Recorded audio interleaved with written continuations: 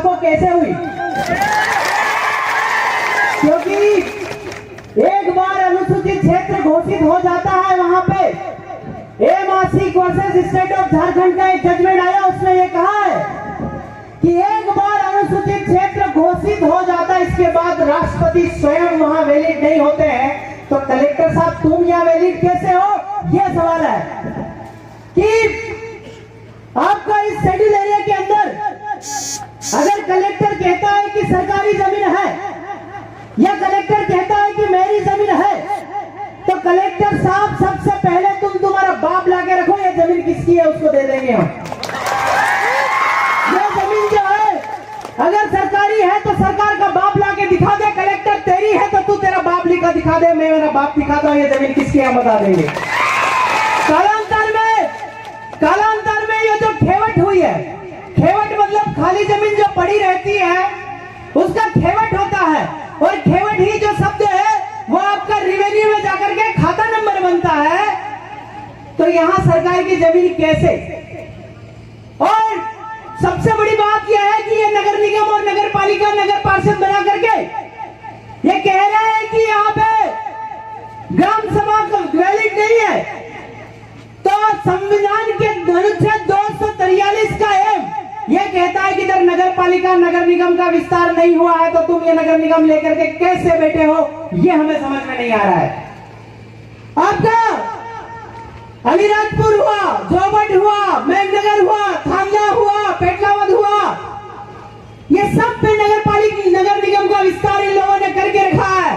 मतलब संविधान का खुला उल्लंघन कर रहे हैं, कोर्ट का खुला उल्लंघन कर रहे हैं, कोड ऑफ कंटेंट कर रहे हैं। अगर हम सब लोग मिलकर के इन पे एफआईआर कराएंगे तो कलेक्टर साहब को भी जेल काटनी पड़ेगी, क्योंकि ये लोग कोर्ट को नहीं मान रहे हैं। क्योंकि कोर्ट ने कहा है कि इस देश का 8% आदिवासी मालिक है, बाकी विदेशी है। साथ में यह भी कहा है कि आदिवासियों का संरक्षण करना, उनकी भूमि से उनको बेदखल नहीं करना, उनकी रिवाजों का संरक्षण करना सबसे बड़ी देशभक्ति है। तो आप ये कानून ला करके कितने बड़े देशद्रोह का काम कर रहे हैं ये लोग जान नहीं पा रहे हैं।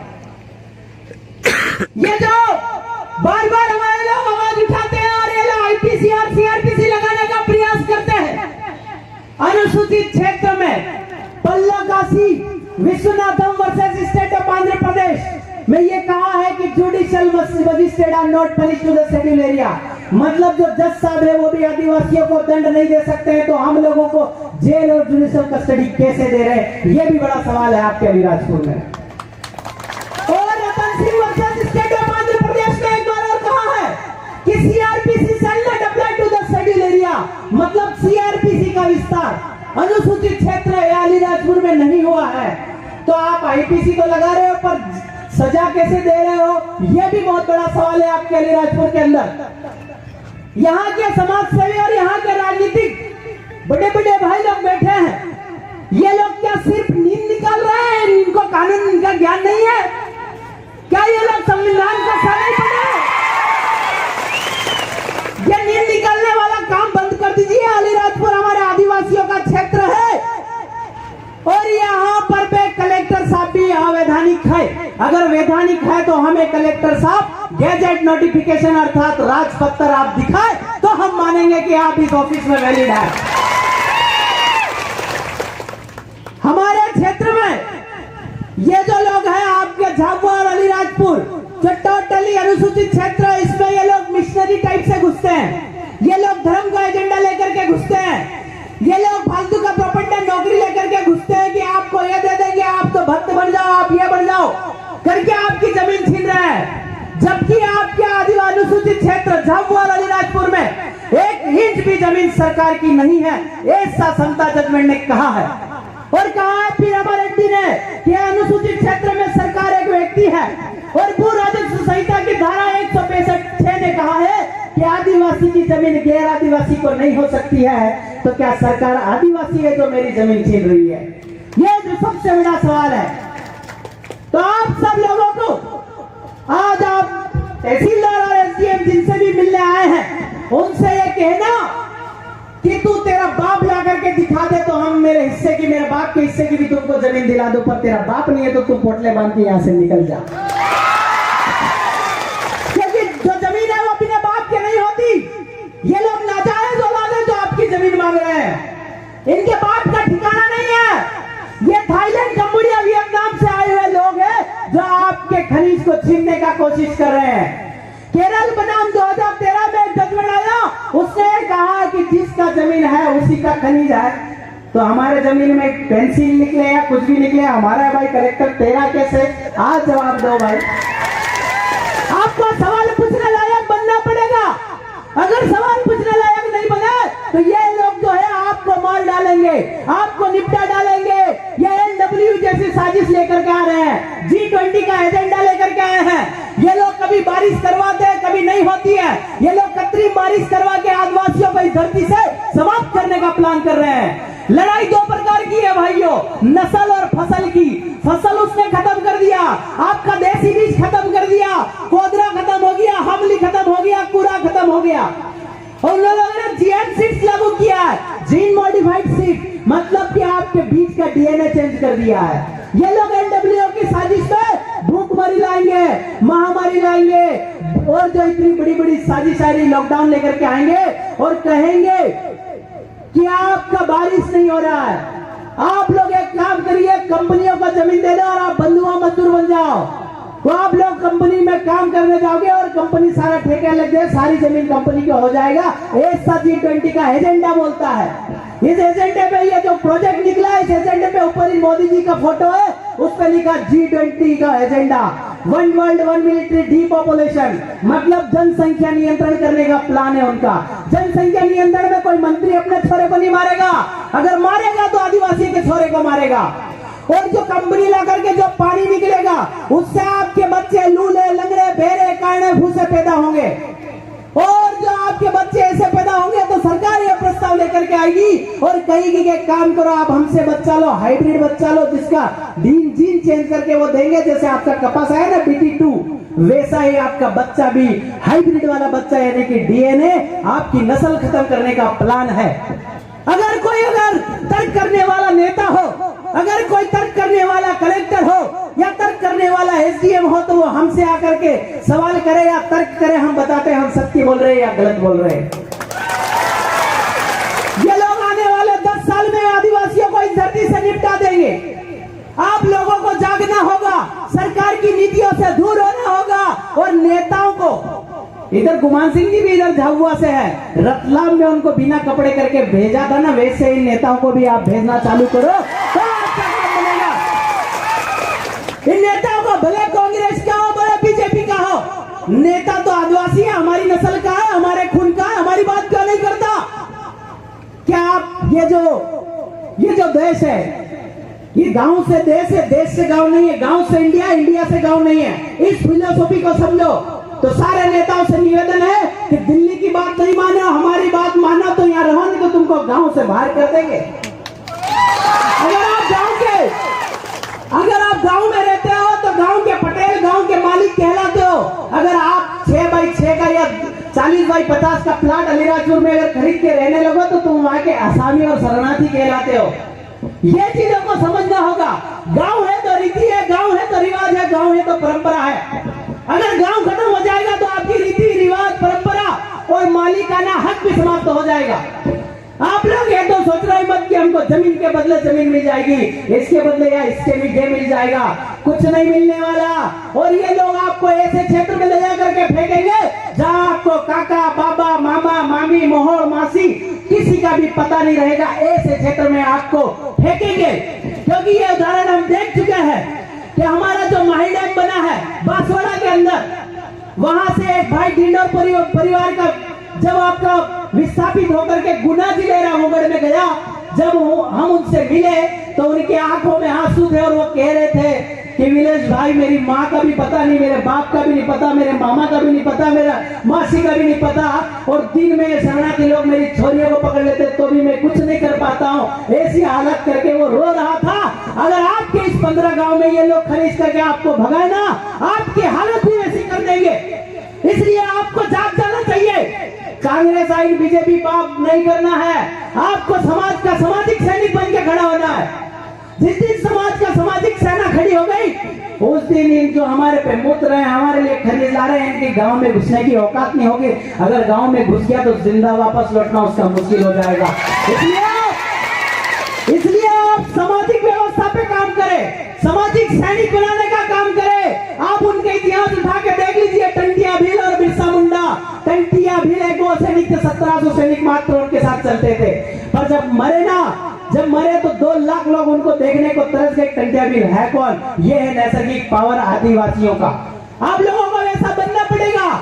जब बिरसा मुंडा को जेल में डाला, चमड़ी उधेड़ी गिरी और कहा गया बोल तो आदिवासी नहीं है, देश का मालिक नहीं है, मर गया आदिवासियों का पुत्र, पर ये नहीं कहा कि मैं आदिवासी हूँ, मैं आदिवासी नहीं हूँ। ऐसे खून ने आपके लिए बलिदान दिया है। उनका बलिदान व्यर्थ मत जाने देना, अपने गांव नष्ट मत होने देना, अपना जमीन छोड़ना मत। तुम्हारे बाप दादा अनपढ़ थे, ये कहना गलत है। अगर तुम्हारे बाप दादा की जमीन में गेर अगर पेड़ डाल देता था ना, कुल्हाड़ी से पेड़ काट देते थे, तुम पढ़ लिख कर गुलाम बने बैठे हो भाई। ये चीज को समझना है। ये अक्सर ज्ञानी लोग पढ़ाई लिखाई की बात करते हैं। कलेक्टर कहते हैं गांव वाले अनपढ़ है, हम कहते हैं कलेक्टर साहब मेरा बाप दादा हल बनाता है, तू बना के दिखा दे, तेरे को मान लो तू ज्ञानी है। ये इनके क्या ज्ञान नहीं है, इनके पास ज्ञान नहीं है। ये कागज पे काले पे तोड़ा और तोड़े पे काला करके लोगों को ठगने की नीति अपनाते हैं। असली कमाई तो हम करते हैं जमीन में कमा करके। आपका ये जो जमीन है, ये जमीन है, एक हमारी माँ है जिसने जन्म दिया है, और उससे बड़ी अगर कोई माँ है तो वो हमारी जमीन है जिसने हमारी माँ को भी खाना खिलाया है। ये जो कांग्रेस बीजेपी और नेता लोग हैं, ये अपनी माई का समझौता करते हैं। ये आदिवासी माई का अलग अपनी माँ का सौदा नहीं कर सकता। इन लोगों की जो खून में ऐसा हो गया है, इन लोगों के डीएनए में सौदागरी हो गई है, इन लोगों ये दलाल बन गए हैं। इन लोगों से एक बार अंतिम बार भी ये निवेदन करते हैं कि आप ऐसा कोई सौदा मत करिए, आप ऐसा कोई दलाली मत करिए कि मेरा आदिवासी समाज मर जाए या मेरा आदिवासी समाज नष्ट हो जाए। जिस आदिवासी समाज के तुम वोट लेकर के दलाली करते हो ना, वो समाज ही नहीं बचोगे तो तुम दलाली या वोट किससे लोगे? आप लोगों को ये चीज समझने की है। और ये लोग धर्म के नाम पे तुमको भड़काते हैं तो सुनिए, ये सब काली टोपी वाले गैंग है। किस किस की काली टोपी है? शरणार्थियों की भी काली टोपी है, और आपके मौलाना भाई है उनकी भी काली टोपी है, ईसाई भाई है उनकी भी काली टोपी है। ये सब भाई भाई है। असली देश का मालिक तो तन पे धोती और सर पे पगड़ी वाला ही है। इस देश कालांतर में आप देखोगे जिसके तन पे धोती और सर पे पगड़ी वही आदिवासी है, बाकी सारे विदेशी है। ऐसा 5 जनवरी 2011 के जजमेंट में मार्कंडे काटजी और ज्ञानसुधा मिश्रा ने कहा है। अगर किसी को लगता है कि हम गलत बोल रहे हैं तो वो कोर्ट को चैलेंज करे, रिव्यू पिटीशन लगाए। तो ये सारे धर्म के चक्कर में आप नहीं पड़ना है, आपको सिर्फ जमीन के लिए लड़ना है, क्योंकि जमीन से बड़ा कोई धर्म नहीं है, जमीन से बड़ी कोई भक्ति नहीं है, और जमीन से बड़ा कोई भगवान भी नहीं है। इस बात को आपको समझना है। जमीन है तो ही यहाँ पे भगवान है, और जमीन है तो ही यहाँ धर्म है, और जमीन है तो ही यहाँ तुम भक्ति कर सकते हो। जमीन से बड़ी भक्ति, जमीन से बड़ा धर्म और जमीन से बड़ा भगवान कुछ भी नहीं है। इसलिए आप करोड़ों कमाते होंगे, करोड़ों रुपए आपके पास होंगे, करोड़ों आप खा नहीं सकते, खाओगे तो जमीन में उगा हुआ धान ही। इसलिए आप लोग जमीन का सौदा बिल्कुल मत करना। गांव के जो भाई लोग हैं, पटेल है, पुजारा है, सरकारी जमीन ऐसा कुछ नहीं है भाइयों। ये जमीन हमारी ही है, और इन किसी भी कलेक्टर की नहीं है, किसी की भी एसडीएम की नहीं है। अगर यहाँ कलेक्टर एसडीएम साहब हमारे सामने आए तो हम उनको बता देंगे कि किसकी जमीन है।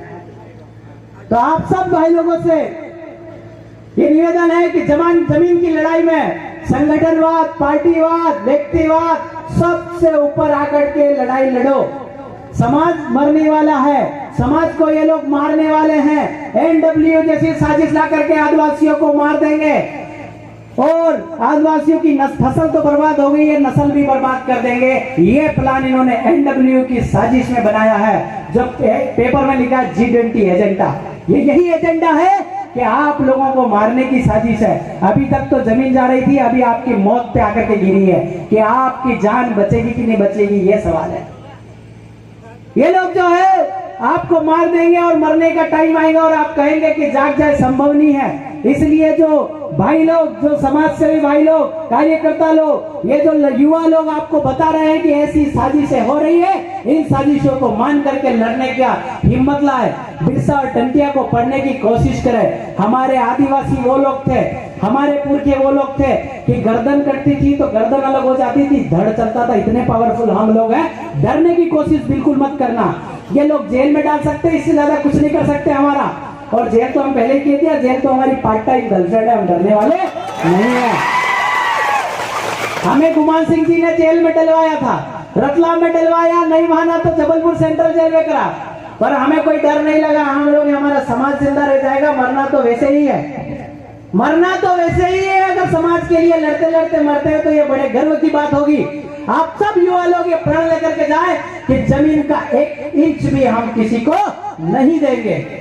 आपका अलीराजपुर और झाबुआ का प्लान कि नगर पालिका और नगर निगम जितनी बनी है वो सब असंवैधानिक है।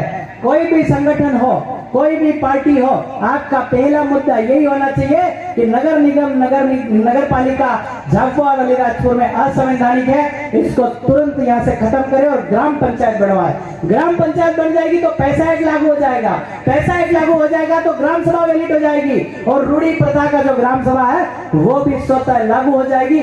इसलिए आपका पहला मुद्दा ये होना चाहिए। दूसरा मुद्दा यह है कि ये जो अनुसूचित क्षेत्र है या रूढ़िगत ग्राम सभा एग्जिस्ट करती है तो यह सरकार की 1 इंच भी जमीन नहीं है, तो सरकार और कलेक्टर कैसे कह रहे हैं कि मेरी जमीन है? तो जितने भी नेता बैठे हैं, समाज सेवी भाई बैठे हैं, जितने भी संगठन के भाई लोग बैठे हैं, उनका दूसरा मुद्दा यही है कि आपको 1 इंच भी जमीन सरकार को नहीं देनी है। जितने भी भवन इधर बने हैं सबसे किराया वसूलो। जितने स्कूल बना है, जितने अस्पताल बना है, जितनी फैक्ट्रियां बना है, वो हमारी जमीन पे बनी है, ना कि सरकार की जमीन पे। जिसकी भी भाई बाप दादाओं की जमीन पे बना है उनको कहो कि किराया दो हमें, हमें इधर शिक्षा विक्षा नहीं, हमें जमीन से बड़ा आपका कोई अक्षर ज्ञान नहीं है।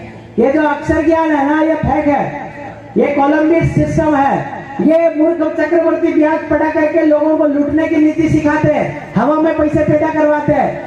ये जो आपका भारतीय रिजर्व बैंक का जो मामला है, ये सिटी सेंट्रल बैंक का डिजिटल कर रहे हैं। डिजिटल करेंसी क्यों कर रहे हैं लोग? इसीलिए कि रिजर्व बैंक को आपने सोना दिया था, बदले में नोट दिया था। अगर 10 रुपए लेकर के जाओगे तो 9 किलो सोना आरबीआई को आपको देना पड़ेगा। इसलिए ये लोग आपका डिजिटल करेंसी पे जोर दे रहे हैं। बड़ी बड़ी साजिशें हैं। आपसे कभी रूबरू मिलना होगा तो हमको आप बताएंगे। और बाकी झाबुआ अलीराजपुर में 1 इंच भी जमीन सरकारी नहीं है। अगर कलेक्टर साहब इधर हो तो सुन लो, तुम्हारा बाप ला के रख दो तो मैं मेरे बाप की हिस्से की जमीन दे दूंगा, पर बिना बाप के आमद जाना, जिंदा लौट नहीं पाओगे। जोहार, जय बिरसा। और एक भी नेताओं को नहीं छोड़ना है, एक भी नेताओं को नहीं छोड़ना है। हाथ खड़ा करके कहिए, हम 1 इंच भी जमीन सरकार को नहीं देंगे। जो जमीन सरकारी है, जो जमीन सरकारी है, न लोकसभा न विधानसभा, न लोकसभा न विधानसभा। जोहार, जय बिरसा। बहुत बहुत धन्यवाद, आपने हमको सुना। और आप भी आदिवासियों की संतानें हैं, डरने का खून बिल्कुल भी नहीं है। धड़ से गर्दनें अलग हो गई तो धड़ पैदल पैदल चला था, ये इतिहास आज भी वजूद में है। तो आप डरने की कोशिश मत करना। जेल वाले भी आएंगे, पुलिस वाले भी आएंगे, सीआईडी वाले भी आएंगे। मौत से बड़ी जेल नहीं है और जमीन से बड़ी मौत भी नहीं है, यह बात ध्यान रखना। जोहार।